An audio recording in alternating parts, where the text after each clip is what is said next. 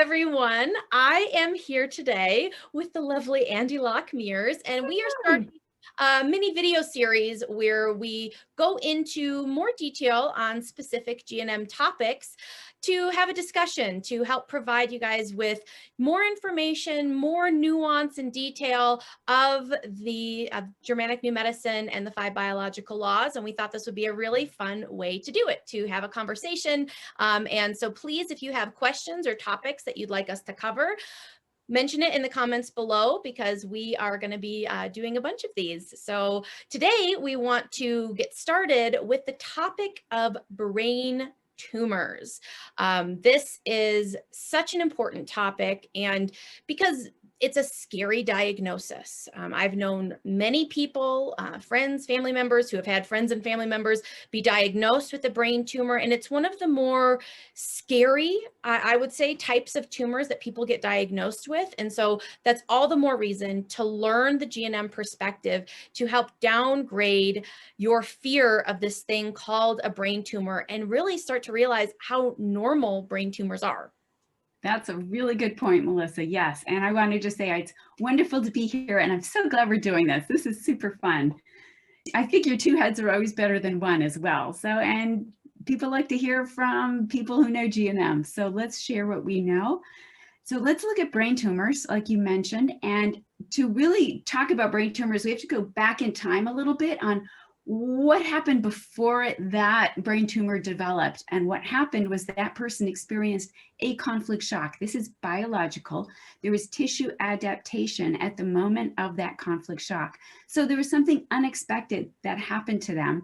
It was distressing, and their biology decided, might be a survival issue here. We need to adapt in order to make sure we can survive, or at least to better help us survive. Cell loss, cell proliferation, cell growth, or functional loss. One of 3 adaptations occurs. Then what we know is we're upset for a period of time until we resolve it. And when we resolve it, then our whole biology shifts, our nervous system shifts from being sympathetic dominant, go, go, go, we're running from a saber-toothed tiger, to now, okay, now we've resolved it, we can return to homeostasis.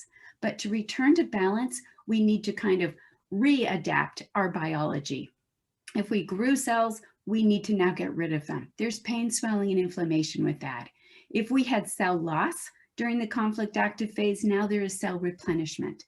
If we had a functional loss of an organ or tissue, now that organ or tissue will regain functioning. Then we have the epicrisis. That's the height of healing. It's nothing more than the pushing out of the edema in the circle of the brain and on the organ level. So remember that at the moment of that conflict shock, there is what we call the hammer focus, and that's like a lesion, a targeted bullseye formation that forms in the brain, and that turns on that program of tissue adaptation. So once we're past the epicrisis, which is just pushing out the edema that accumulated in the first part of the healing phase to protect us, we push that out, and then we go into the final phase, and that's when we have glial cell accumulation. And that is accumulating in that circle in the brain where we had edema. So in other words, it swelled, and now we've pushed out that whole edema, and now it's contracted. And so it's connective tissue that has become, think of taking a piece of metal and you're bending it a few times. Pretty soon at that bend, it weakens. And that's kind of what happens with our connective tissue. So it weakens. The more that we expand it and contract it, it can weaken. Our body knows that, and it's always trying to protect us.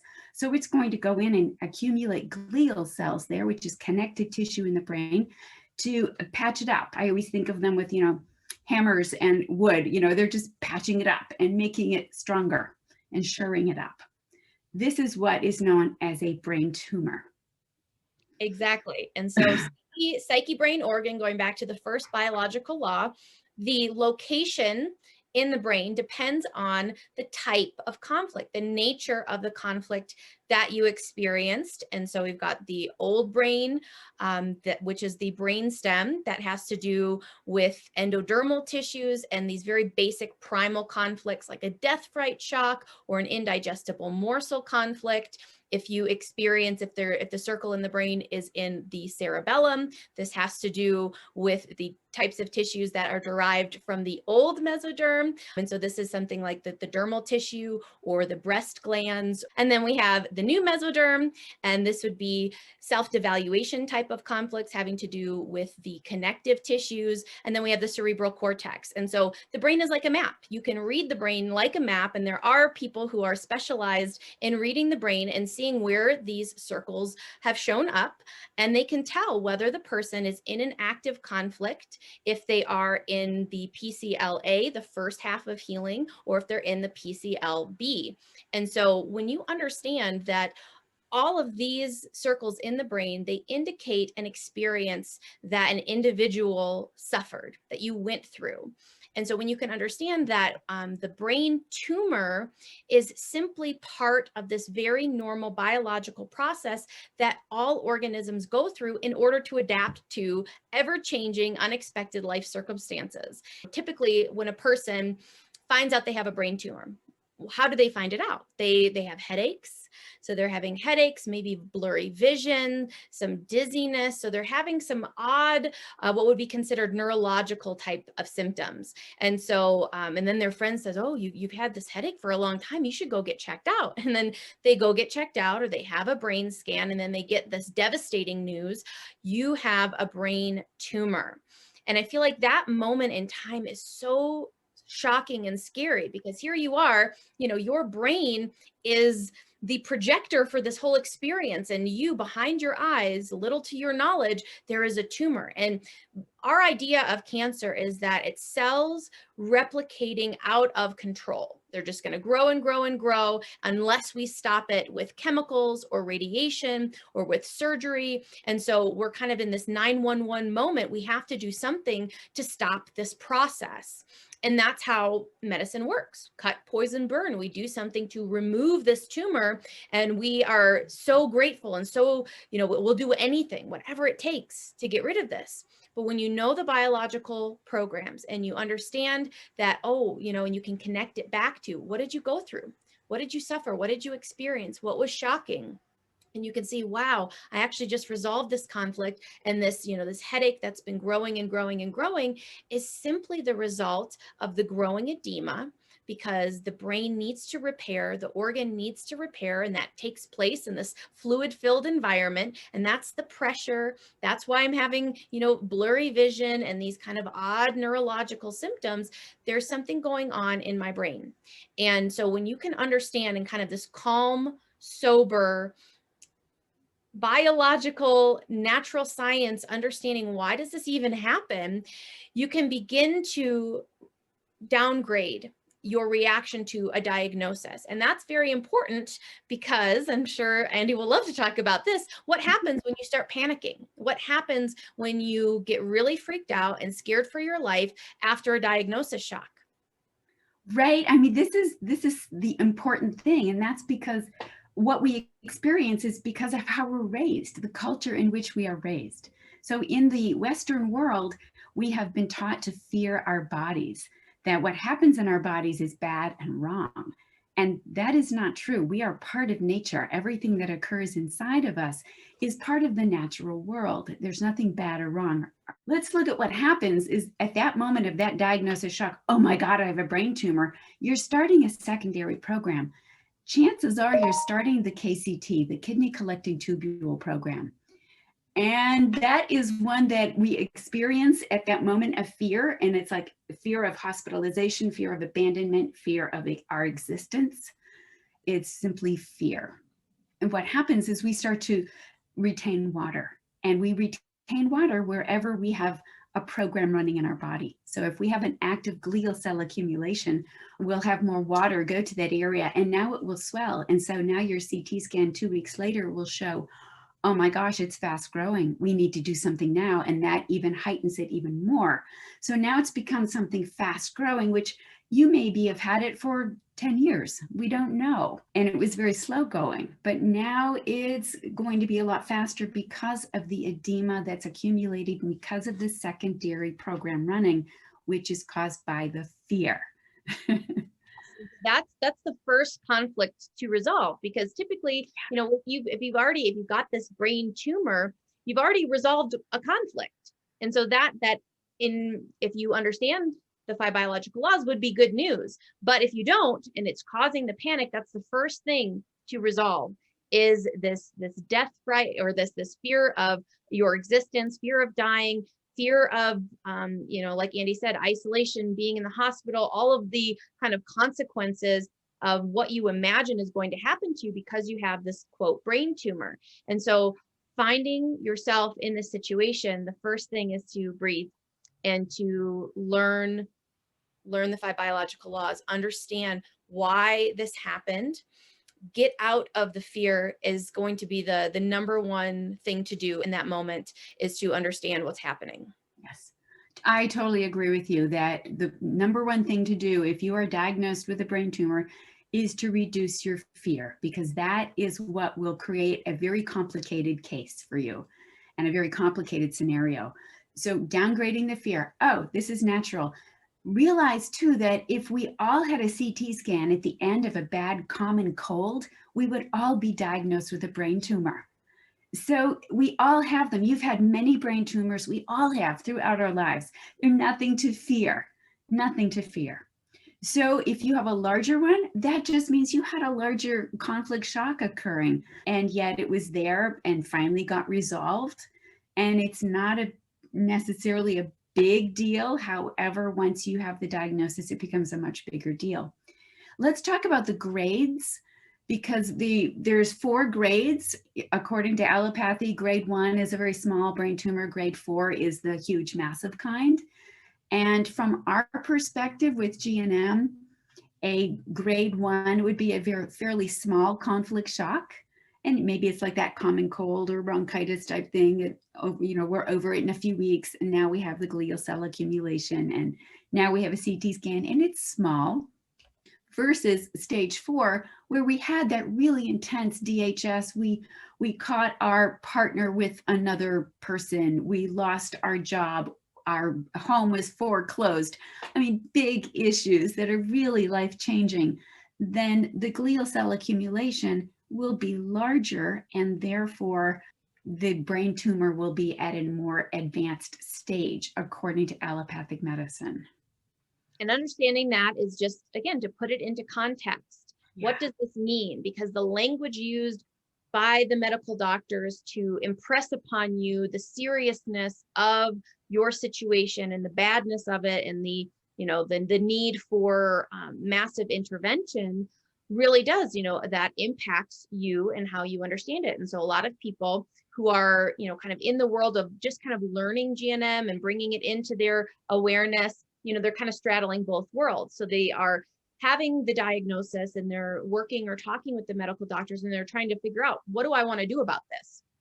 And so by knowing that the grade 4 simply means this was a bigger conflict, this was more intense, that's the reason that it is a larger tumor or a larger situation happening in the brain, that will help you to make your decisions. Because, and this is something I actually had an experience with someone who I cared dearly for, who I knew from years ago.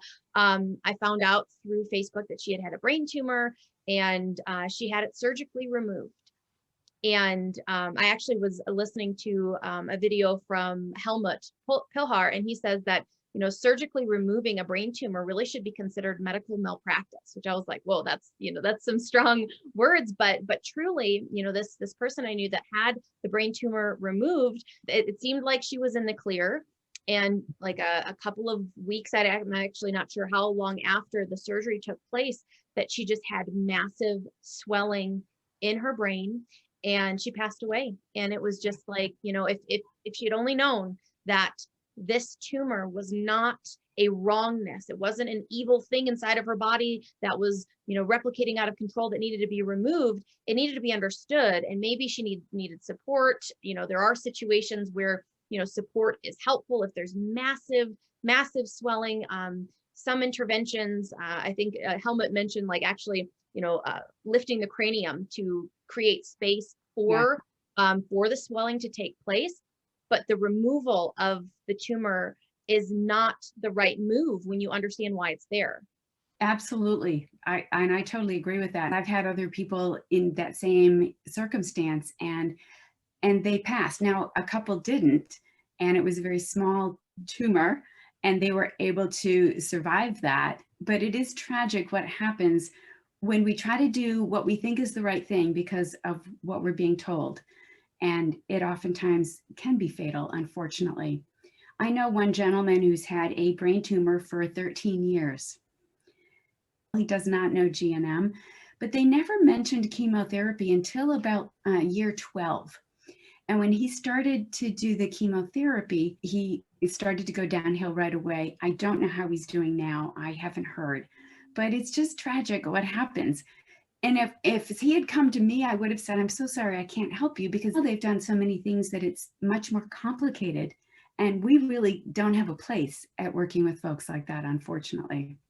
Yeah, and also to keep in mind just the effect of things like chemo and radiation on the brain tissue itself, can create, decreasing the elasticity. So another thing that can decrease the elasticity of the brain is repeated conflict. So if you're continually going in and out of conflict, and so we're conflict active and then resolved and conflict active, and so that creates this kind of accordion effect where the tissue becomes less and less flexible. But then when you introduce chemicals or radiation, that also can affect the elasticity of the brain, which is only going to complicate and make more difficult the normal resolution process. And so that's why understanding your conflicts, understanding, what is it that's triggering you? What is it that's reactivating this conflict in your experience? Getting a handle on this internal perceptual process of what is my conflict made out of? And that's really, what I love to teach so much to people are tools for self-awareness, for the self-recognition of, ooh, I'm back in that conflict. I am thinking about things in that same old way, and I am feeling not okay and not safe, and like this thing is dangerous, or I can't handle it. And so by elevating your awareness of when do I reactivate this? I need to downgrade this. I need to get myself into a state of balance and ease so that I can progress through this process, and not, because when your tissues have to adapt consistently, they're going to do it. Your body is on your side. Your body is always going to, adapt when necessary. We just want to give our bodies less and fewer reasons to need to adapt in such a way. I'm so glad you mentioned that, Melissa, because people are always looking at, well, what do I do? What do I do? And here's what you do. It's what Melissa just said. Understand yourself, understand your conflict relapses, relax, get out of fear. And sometimes that's the hardest thing for people to hear because they want to do something. I need to get rid of this tumor. And truly, what you need to do is make peace with whatever is occurring in your life. I mean, yes, you can put some ice on it and see if that helps to reduce some of the swelling. Doing a little caffeine can help as well. But we're talking about the most important thing to do is what Melissa just said, is work on your psyche. Work on what's causing this in the first place, and especially that fear that activates that moment of that diagnosis shock. Yeah, like you said, when you are dealing with, whether it's just a headache or, a brain tumor diagnosis and a lot of bizarre symptoms, neurological symptoms because of this swelling, try some of the kind of at-home interventions: ice on the head, staying elevated, cold showers, avoiding heat, using, caffeine or like mild diuretics to kind of help let the water out. But that is all adjunct in addition to making sure you are resolving the conflict, that you're feeling safe, that you are, resolving this, the KCT and the holding on of the water, maybe even limiting your fluid intake because of the fact you're drinking tons of water, because we think that's really super healthy, and you're holding on to water that again you're contributing to just the amount of fluid being held in your body. In any area that is in healing, in the brain or on the organ level, it's going to be swelling. And so keeping all of that in mind as you're resolving your conflicts and creating safety and feeling comfortable and connected and loved and supported. And sometimes you have to do that in absence of external support. And that's, one of the difficult things to transmute is sometimes your life circumstances haven't changed. Sometimes, the conflict is still knocking at your door. It's still physically there, but your ability to shift out of that, you do have that that capability within you. And so I want to encourage you, if you're like, I can't resolve this conflict because this issue is still happening, you can resolve it. And it may take some personal evolution and upgrading and transmuting and accessing powers that you don't even know you have, but you do have them. And that's something, if you need assistance with that, reach out, and I'd love to, kind of support you through that. And, reach out to Andi as well. She teaches how to understand, whether you're a lay person or a practitioner, how to understand this science so that it can be usable by you. Because I think every individual has the capacity. I mean, a brain tumor, that's like, what do we talk about? Like a brain surgeon. I'm not a brain surgeon, because we assume, or we associate this, you have to have this high level of intelligence in order to understand neurology and the brain. And yes, you do to some extent. There, in chiropractic school, we learned all the different pathways, and it's wild. I mean, the brain, we only know like this much about how the brain works. Honestly, the most educated neurologist on the planet knows this much about how the brain works. But that's the cool thing about GNM, is like, it can be simplified to the point where you understand the biological laws, you understand how your body functions, and it's not this big mystery that only a highly educated neurologist can help you with. You can know how your body works, and that is, I think, the best encouragement. Absolutely. I love that you mentioned all that. That's perfect. And I want to say too that we've been talking about brain tumors from a very Dr. Hammer perspective. And there are many teachers around the world that teach German new medicine. Some of them come up with new data. And now I'm not going to say that's right or wrong. It is what it is. And Melissa, tell us about someone that you've heard about who has perhaps a different perspective on this. Yeah, another perspective that I saw presented, which does make sense, is looking at the purpose of the glial cells and how they are this support, this network matrix structure within the brain, and how a potential possible SBS or conflict related to actually the brain tissue itself. So feeling a lack of connectedness, lack of support, or if you are frustrated with social structures, constructs, economics, things like that, that you could have a conflict that's affecting the brain tissue itself, which causes loss during the active conflict. And then when the conflict is resolved, there is restoration, tissue restoration. So there's going to be this glial proliferation in the brain itself due to that conflict related to structure and connectedness and things like that. And so I found that very interesting. And as with all of the things in GNM, more research and studying and brain scans and making these connections, I think, is going to be the evolution of all of healthcare. Because when you get out of allopathy and you realize that the body's doing everything for a reason, that we don't need to suppress and remove what the body is doing, people are going to be so interested in understanding these mechanisms. And so that's just another thing to keep in mind and to consider when you're looking at, if you have a brain tumor or someone and this could be an additional biological conflict that could be taking place with the brain tissue itself. Perfect. And I love that you mentioned that, because I think it's important to look at what are people doing with GNM right now. It will change over the next decade, 2 decades, 100 years. Of course it will change as more and more researchers take it on and start really looking at it under a new lens. So we want to thank everyone for being here today and for watching and listening to us. Put your comments down below. We'd love to hear from you, and we'll see you next time. Bye. Bye-bye.